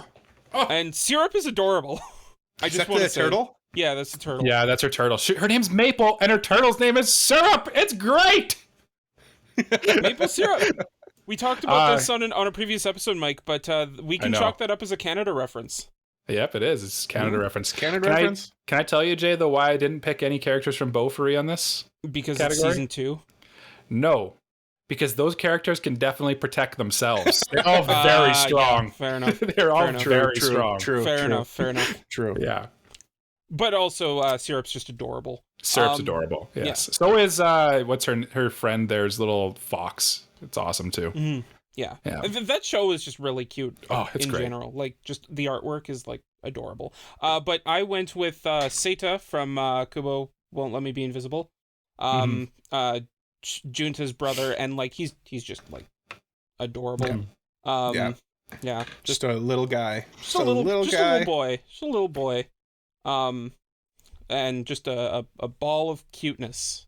And definitely. Like they even draw him like with like chubby cheeks and everything. Yeah, like chubby cheeks, big eyes, like the whole 9 yards, and he's must protect. I'm saying I have no idea. No, that's yeah. Just being encouraging. Not even up for debate. Mike, you will see a picture and you'll be like, I get it. Yeah. Let's talk duos. Duos. Duos first. It's right. Duos first. Mike's trying to skip stuff, but people want to know. They need to know. Duos. I went with Nagatoro Senpai. I mean, do you really need to say that much more? Like, it's obvious. No, it's the main romance anymore. You love it so much. It's the main romance. I love them. They're cute. It's sweet. Jay. I went with Belle and Ryu. I mean, like, just their... Mike's like freaking out over there. I'm just tired. Just like their interactions together this entire season was great. And the way that they helped each other through their own things was like really nice to see. And I liked their chemistry together. Mm-hmm. I went with Mike went with Thorfinn everyone's and favorite. Einar. Yep. Everyone's favorite romantic partnership. Yes. Well, Look it up. I don't watch much romance, but yeah. Look it up. There's artwork, I'm sure. Oh, I'm sure it exists. There's artwork for everything. Cole I'm has sure it up right now. someone ships them. Here it is. Yeah. What if you pulled out like a physical copy of it? Like a framed picture of Thorfinn and Ivar, lewd art. No, With the they're word just great. love at the top. Yeah. It's not often that you get the best duo where like one tries to like strangle the other one at some point in the show, but I don't know. There's just such good. It's just good to see like a good old fashioned friendship with like highs and lows depicted with like realistic stuff happening. Very dark. Very Cue Arnold Schwarzenegger handshake from Predator. Yeah. You son of a bitch. Oh, now I gotta censor that. Why do you have to say that? You son of a gun. That's not what he says though. That reminds me of Rick and Morty. You son of a bee, I'm in. It's true. Yeah. Underrated shows. It pains me to say my underrated show was Trigun, and it hurts. Mine too. It hurts because that show should not be underrated. That show should be on everybody's radar. I get it. I get that people are nervous about the character redesigns and the CG, but it just hurts. Hurts me. My heart. I'm wondering if a lot of people didn't make it all the way through it and maybe didn't finish it yet. Like, I think this score probably is going to come up a bit if I had to guess, like as people go and watch it. And there's probably a lot of people too that were scared to watch it thinking that like they had to watch the first one for this, which full transparency, Cole and I did not watch the first one. So like maybe people who were expecting the first one didn't like it as well. Like there's a lot of reasons why people would be upset with this one, but I agree. This show was fantastic. No, it looks definitely great. The underrated it's one. well directed, well animated. It's just a great show, top to bottom. Which is why I didn't go with it. Yeah, Jay went with something else. Yeah, I went with something else. I went with Endo and Kobayashi Live. And this show is just a delight. And I didn't see a lot of people talking about it. Basically, the premise of it is two friends in the broadcasting club are playing a dating sim together, like an Otoma game.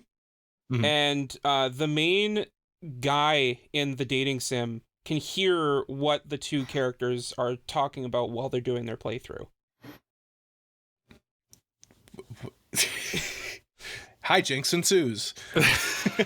Basically that. So like they're like they talk about like the story that goes on, and so like he's using what they say as help to be able to A, win over the villainess because they both think she's adorable, and B, to save the world. Does Jay think she's adorable? A tsundere that blushes is adorable. Oh, all tsunderes blush though. Yeah, it's the whole thing. That's what they do. Baka. Yeah. But like Cole tsundere confirmed. But like when they go from like tsundere to like moe, it just like it hits different. I'm gonna blow your minds here. Jay's all about that gap moe. Yep. Yeah. Jay's all about that gap moe. I love what gap does that moe. mean again? I don't remember, but yes. It's tough to describe. Yeah, it's very difficult it. to describe. Yeah. Campfire cooking was underrated as well, but I can't in good heart put it in this spot. Kubo was underrated as well, but I think that's just because it was on High Dive. Yeah. Let's do moments. Number one moment. Yes. Number one moment. I went with the final battle between Vosh and Knives. I guess spoilers. There's a final battle in the show. It's not really spoilers. No, you knew it was coming. The show is leading up to that. People fight in Trigun, but it is a wild ride. It's like a roller coaster. It's a great example of like why this won best animation for me, because CG lets them do things that you just can't do with 2D. You wouldn't be able to. Yeah. They really flexed on us at Studio Orange, and I'm here for it. I'm glad Studio Orange flex. Yeah, I'm glad they got to do like a full on like action shonen show. You know what I mean? Like it really works really well. And I think they picked like the perfect show for them. Doing I think in the end, I'm very happy they went with that. I was very hurt in my heart when they announced that they were doing Trigun instead of a season 2 of Land of the Lustrous, but I'm pretty happy in the end. Jay, what was your number one moment? My number one moment was the Estrella family tragedy. To go into what that was is a bit of a spoiler, but like it ties into Ryu's backstory, and like when you finally learn like what happened that made her like how she is, and like it really did a good job tying everything together. And like as you can tell from tragedy, it was something that was tragic. Well, Jay, so that leads to the question of tear count. How many tears did Jay cry? 0. Did you cry? What's with Jay's sudden drying of the well? What's going on here? The eyes have never been so dry. Yeah. The Get eyes. some Visine. Get some artificial tears in them. Yeah, things. my eyes are just. Are your eyes man. dry? You may have dry eyes. I saw an ad that literally said that. Oh. Are your eyes dry and irritated? You may You have dry eyes. Oh, Try thanks. Visine. It's like, Hot tip. gee, Thanks. Yeah. That's like saying, "Are you hungry? You may be hungry." Yeah. Does it feel like you're on fire? You may be on fire. Does it feel like you're on fire? You may be burning. Yes. Yes. Yes. Michael, what was your favorite moment? You rolled up and with Mikey rolls up from Tokyo Revengers season 2. It's the I can't really talk about it without spoiling stuff. So that's kind of the issue with this category. If you know, if you know it. If you know, you know. Yeah. It's so like you kind of know it's coming the whole time, and then when it happens, it's sad. It kind of like bait and switches you a little bit, and it's nice, and I like it. And then all of a sudden you get. I love watching Mikey flex on people. And it's just, they build up so much to this moment and it just delivers. It's great. Yeah. And then, of course, the best score / OST. Like I said, when I revealed my pick, this show was the reason why I wanted to give an award for score and OST. It's Nier Automata for me. I mean, the music, if you've played the game, you know the music in it is great. It's so like it does have really good music, tribal and like eclectic. It's just cool. It's just cool, like vocals and it's it just really a really sets the cool tone score. of the world well. Yeah. I will say though, Mike went with Trigun Stampede, and that was definitely a close second for me. Like that almost took it for me. But Nier was just top tier for me. Yeah. Trigun has like such a good OST. Like just everything that happens in it, and just again all the I guess voice acting you can't talk about here, but this OP, the ED, and then all like the music and everything about this show is really good for sure. Yeah, I really know. liked it. Yeah. I really liked this show. I feel like I'm just a broken record here, just talking about how much I liked it. And it's honestly a little bit too is that like I for me this is a bit of a weaker season. And so this was really good. So it kind of is just that much higher than everything else. Yeah. Yeah. Jay. See, he always waits for us to say his name. I was about to talk, and then you interrupted me with my name. Oh, Jay. So anyway, my score OST was danmachi season 4 part 2. And like I don't know, it just like it really did a good job of like fitting all the scene. The score during the Estrella family tragedy specifically was like really good. And just like the OPs by Seirei Hayami. So I mean, come on. Yeah, you didn't hit hard enough though to pull any tears out of them eyes though, I see. No. Nothing made me cry this season, so. Is Jay, you said earlier to this show you pronounced that you were not a man, you were a boy? Jay, I think your heart is hardened and you've become a man. No. It's looking pretty dark and shriveled from here. Let's move on to direction. Yes. Mike and I, of course, both picked Trigun Stampede. Trigun Stampede. Ooh, it's great. Yeah. It's so good. Yeah. Honestly, though, the direction in the show and the camera work is what sold it for me. I just couldn't. I wanted to put Vinland Saga. I really did. Just because it's really good and it is directed very well. Mappa knows what they're doing, obviously, right? Yeah. And it's just like, oh man, I'm the guy who hates having the same thing win all this stuff. I try to switch it up so we have like variety and stuff. But like, Matt, how do you pick not this show for best direction this season? It's so good. Yeah. God dang it. 100% agree. Jay, why did you not pick it? Why did you not pick it? Yeah. I mean, first of all, I wanted to diversify the category. No, I'm glad you didn't pick it. Second of all, because we would only have one topic for this season. But second of all, I chose Bungo because like it genuinely looked really good. Bones knows what they're doing, and I mean, it's pretty good. Yeah, I can't disagree with that take either. Yeah, I mean, especially like it's rare that you actually see full on black and white in an anime. Yeah, which is like that's kind of cool when that happens too. Mm-hmm. Yeah, and that's a directional choice. Like that is purely up to the director to do something like that. Mm-hmm. Mm-hmm. Especially for a cool flashback to the origin story. Like it's a cool move. It's cool. It's a cool move, director. Good job. Yeah. Props.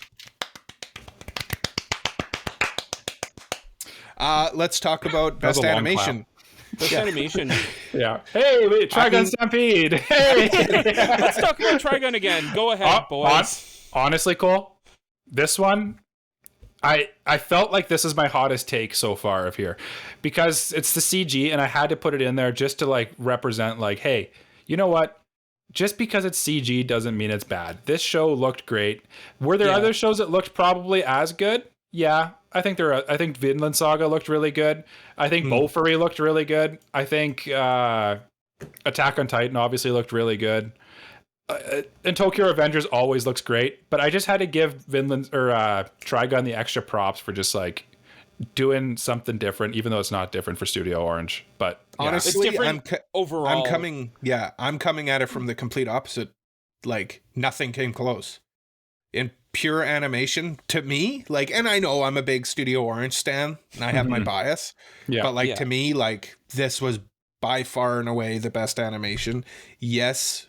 It gets props for being CG as well, but I think that those props are so huge that it like elevates it to another level.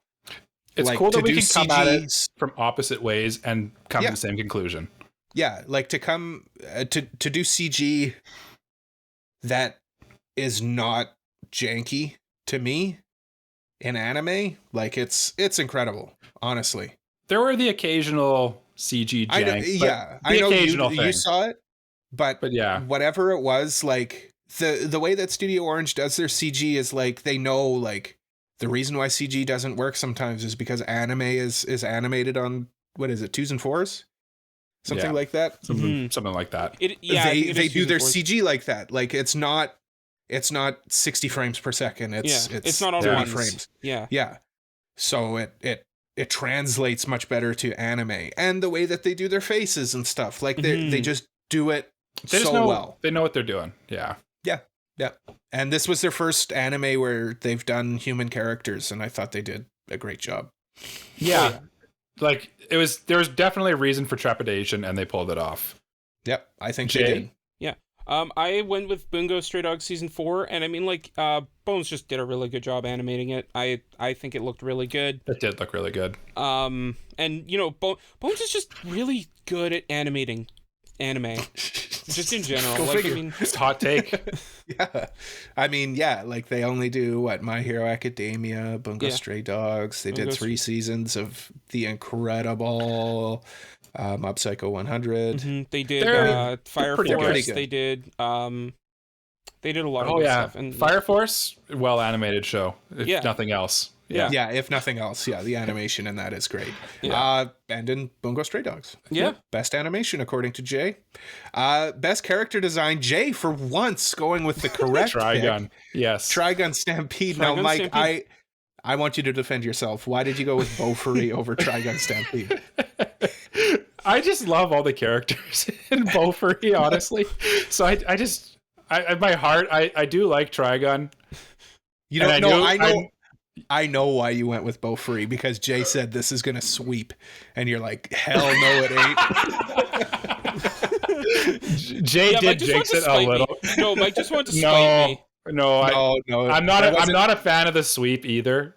But honestly, I do love the character designs in Bofuri, and they all got cool power ups this season. They all got like pets and stuff, and I'm just a sucker for they're like the perfect amount of like generic isekai like character designs, even though it's not really an isekai, but like they're generic isekai designs. Best character designs of the season. generic in the way that they're like familiar, but they do a good job of like doing their own take on it or something like that. You know what I mean? Yeah, no, I know. They all I get get their cool what you little mean. pet, I get what you like, mean. even like the super like obscure-ish background characters, like the leaders of the other guilds and stuff like that, are like interesting, and you can remember them instantly when you see them. Yeah. And this is the only time I'm ever probably going to be able to give it an award. So there we go. Yeah.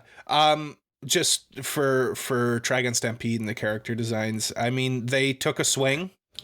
And a lot of people think that they missed, but I honestly think they hit it out of the park with the character designs. Yeah. And I think the fact that they made it their own instead of like just one for one with the previous, like that, you need to give props to. They were really brave with it. Yeah. Some people, that's a negative, right? That's an instant like negative for people. So, and they knew that going in, but it's brave of them to do it, and they pulled it off. So I give them extra props for that. The thing is that like, if I personally, I think it's a negative to just like go with what works because it works rather than like do what you think like what you want to do creatively. You know what I mean? You got to remember the people who work there, they're artists, right? Like they're creatives, so they want to put their own spin on it. Yeah. There's a time and place for both, I'd say. Like sometimes you can be too out of the box and it just doesn't work, right? But in this case it definitely worked. Studio Orange, if we had a studio this season, they'd win it right now for me. Oh, for sure. Yeah. 100%. Yeah. Studio Bones would be there, I think, on Jay's radar. Yeah. Do you guys just want to say best studio of the season? Do you just want to throw that in here? Because then at the end of the year, we can have best studio of the year. That'd be cool. Let's do it. Yeah. I'm going to say Studio Bones. Orange. Or no, Studio Orange. No! All right, Studio let's Orange. throw a wrench in there. A1 Pictures, let's go. No. Definitely not A1. I gotta say, we're putting in A1. Yeah, but that's definitely not mine. You can have what you want. Jay, who would you pick for your studio? We're adding that in. I would probably say Bones, honestly. Yeah. I feel like that's Sorry, Mike did not write Bones in the spreadsheet. Sorry. Bones is definitely a good answer. I mean, they were doing My Hero, they were doing Bungo Stray Dogs at the same time, and they just came back from doing Mob Psycho. They're in like Studio Orange is one of my favorites. So. Studio Orange is kind of like a newer, hipper studio. I feel like it's the artiste's pick. Studio Bones is like the old grizzled veteran that's just like a workhorse, and they're just like reliable, always do good stuff. Yeah. Kind of like what Mappa's becoming now, I feel like. But yeah. Okay. So there's studios. I guess that's in there now. Okay, new anime of the season. I want to talk about this. Tomo-chan is a Girl was my pick. I really enjoyed it. But I wanted to pick Nier Automata. But I couldn't in my heart pick it when they've gone on a second hiatus. Yeah. I mean, in the show. I feel like you're kind of getting mad at them. No, I know that it's not their fault. Like, I understand, but then they shouldn't have come back from a hiatus if they were that close to having to go back on another one. Well, maybe they didn't know, and then it just happened that they had to. Like, I know, but if they didn't know that they were about to go on a hiatus, then they were like really up against it. Like, you gotta know, right? You gotta know that if you're that close to not being able to get another episode out. Like, I mean, there's no telling what was going on behind the scenes aside from what they announced, right? I think a lot of anime comes out. That's my rationale. I think a lot of anime comes out on like very like the episode when one episode airs, the next episode's only like just beginning to be done. You know what I mean? Much, so, like, insane. Yeah, it's like the timelines are insane. It's like how they develop South Park. Like, it's a week by week basis. But South Park is specifically designed so it can be produced fast. Yeah. With anime, it's just madness. I don't know why they do it. Anime is just a workhorse. Like, it's bad. You look at something like The Simpsons, and like it takes like a month to produce an episode of The Simpsons. Yeah.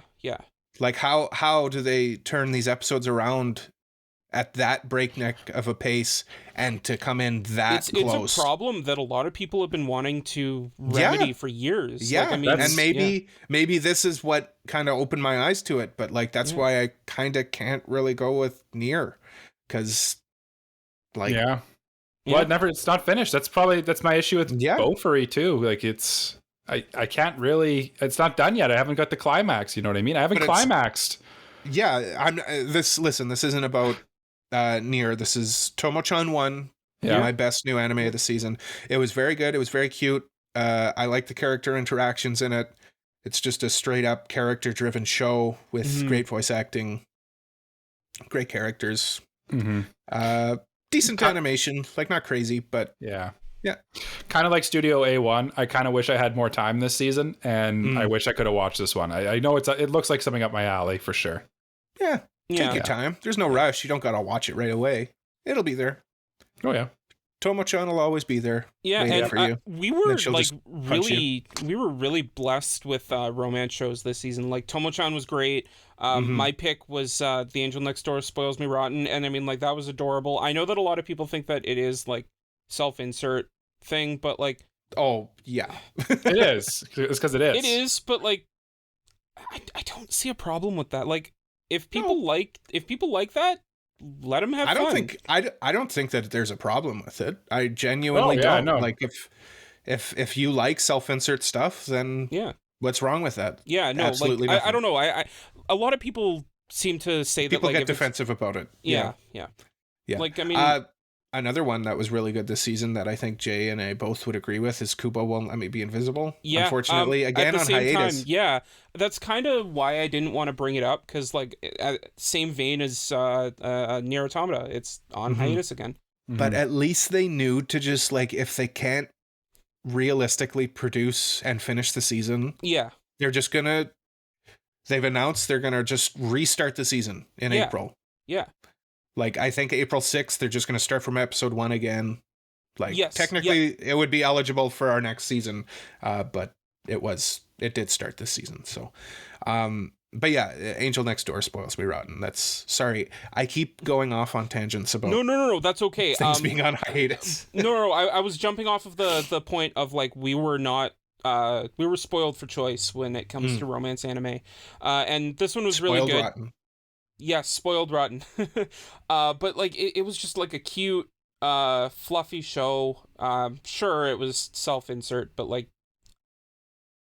I don't like. People like that, right? It's not a problem. Yeah.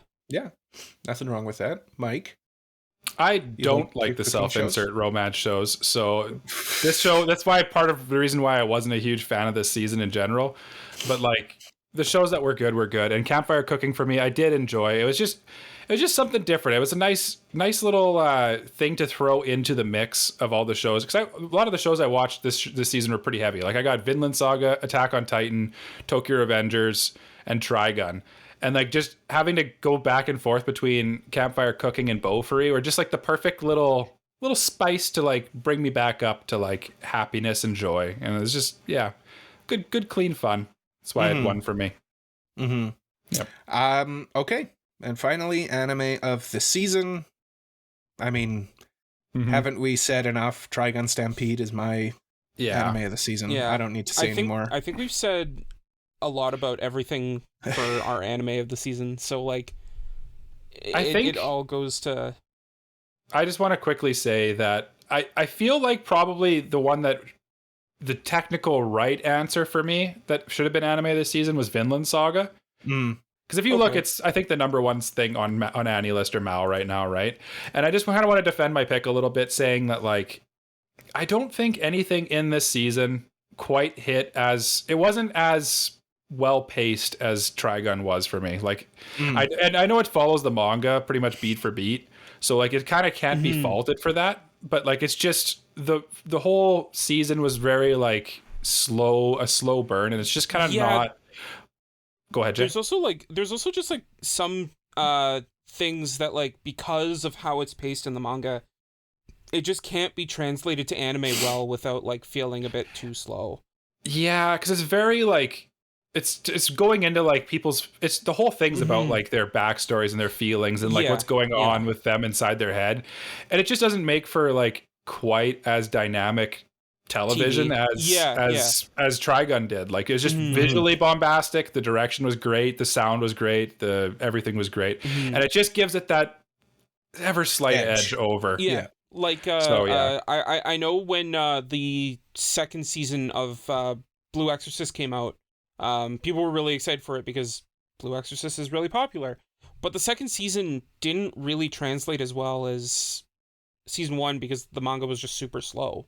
Yeah. It might be good. It's like still good. It's just maybe not what you're like just, most excited watching, right? Yeah. But with Jay, that, what did you pick? Yeah, Jay. Yeah, I picked danmachi season 4 part 2, and I mean, like, I went over it just like how serious it got, and honestly, this season just kind of like came out of nowhere for me because like I went into this season not expecting much from danmachi, but like holy crap, Holy crap! Me and Cole we're like, I don't know what happens, so I think it's pretty good though. I did enjoy like the season before it, like the season 4 part 1, and this is part 2. I think you're talking about. Yeah. There is one thing I know about that show. It's what's that? Hestia Bestia, yeah. Hestia is Bestia. Incorrect. Yeah. She wasn't even in season 4 part 2. Well, she was, but like she was very, very minor. She's been not in the show enough lately, and it's a crime. Yeah, that is truly a crime. No, it's actually a blessing. Anything else you guys want to say before I wrap this bad boy up? Let's just quickly say what we're looking forward to next season. Hell's Paradise, obviously. Demon Slayer. Yep. Oshinoko. Yep. Yeah, obviously. I'm looking forward to Insomniacs After School. Yep. Ancient Magus Bride season 2. Yes, obviously. I need to watch that. Make sure you watch the first season if you haven't already for our review coming out. Not next episode, but a couple weeks from now. From now. Yeah. I'm looking forward to Dead Mount Death Play. Yep. It's by the author of Bakano and Durarara, and like he doesn't miss, so I'm looking forward to that. I mean, if people really want to see what we're interested in, just go back, listen to episode 69. Yeah, nice. We did our draft. Yeah, nice. Yeah. You'll see exactly what we picked. But anyway, thank you for listening to another episode of the Anime Protagonist Podcast. You can follow us on all of our social medias at AniProPod. That's AniPropod. You can follow me personally on social medias at AniProcole, AniProcole. Michael, where can they follow you? Follow me at Gritty Gundam, GrittyGundam. Jay, tell them where they can follow you. Follow me at JGuardian, JYGRDIAN. Ooh, quick. He's a quick boy. Leave a like, review, subscribe, tell a friend all about us, and come to our Discord. Links to all of our stuff is at our website, anipropod.com. That's anipropod.com. We will be back next week, but until we come back, Jay will be on a week-long hiatus. I will be on until a sabbatical. Until we come back next week, we say as we do at the end of every episode of the Anime Protagonist Podcast, bye-bye. Bye-bye. Bye-bye. Hestia Bestia.